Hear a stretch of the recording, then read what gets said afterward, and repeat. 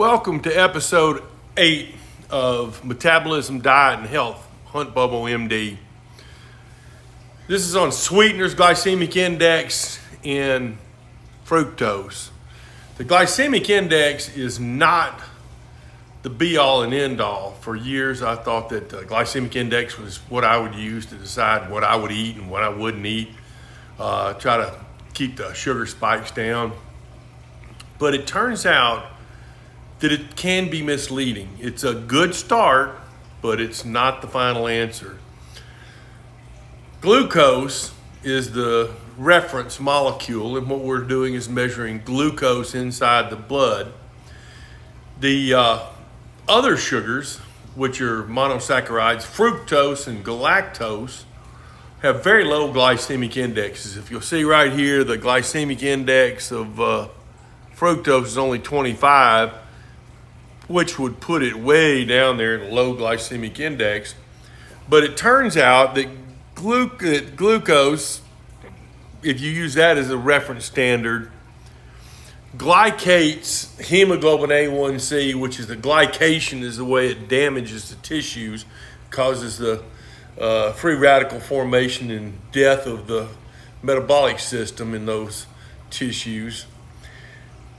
Is one, use that as a reference, is one, that fructose, for a given fructose molecule, will be 9 times or 8 to 10 times more effective in damaging and glycating the hemoglobin than glucose is. So even if it's got a glycemic index of 25, which means 1 unit of fructose is only 1/4 the amount of elevation in blood sugar or glucose in the blood than glucose is, it's twice as bad for you. And it has a further bad side effect in the fact that none of the other tissues in the body other than the liver actually can deal with the fructose. All the fructose goes in the portal system or hepatic artery and becomes fatty liver disease, non-alcoholic fatty liver disease. It's a poison, basically. And in the 1980s, I actually bought a bottle of fructose as a diet sweetener because it tasted better than the saccharin or whatever else was around at the time.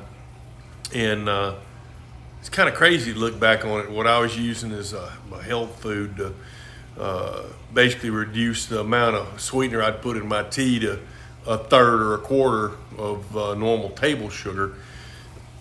We have some common charts here to show table sugar is about half the glycemic index of glucose because half of it's fructose at 25 and half of it's glucose at 100, and you average it out and it'll be about halfway between there, not 75, but 57.25 or something like that, 57.5. Onions are the only white food I know of that has a low glycemic index. But this whole thing about fructose being 8 to 10 times worse for you than glucose per milligram, galactose, which is the monosaccharide derived from lactose. Lactose is a glucose molecule and a galactose molecule. Galactose is 4 times as bad as glucose. So the milk sugar, when you divide it, like the sucrose, cane sugar, when you divide it, is half glucose, and cane sugar is half fructose, and milk is half galactose. It's bad for you. And of course, these less common monosaccharides have to be metabolized specially. So the whole answer is not just the glycemic index. I'm going to have to look up whether onions have some other kind of bad side effects that are not good for you. But of all the white foods I know, bananas, which are listed here as a medium glycemic index, they're bad for you as far as your blood sugar goes. So I think I stay away from bananas. Apples, they taste pretty sweet, and apple juice is amazing. I still think there's enough fructose in there to be a problem. It's amazing that a mango is only 51. I will not use the glycemic index in the future as my major deciding source. I'll use something more like an insulin index, or look up how bad they glycate tissues, because really that's the endpoint for damage. So keep that in mind, that the glycemic index is a good start, but it's certainly not the answer for everything.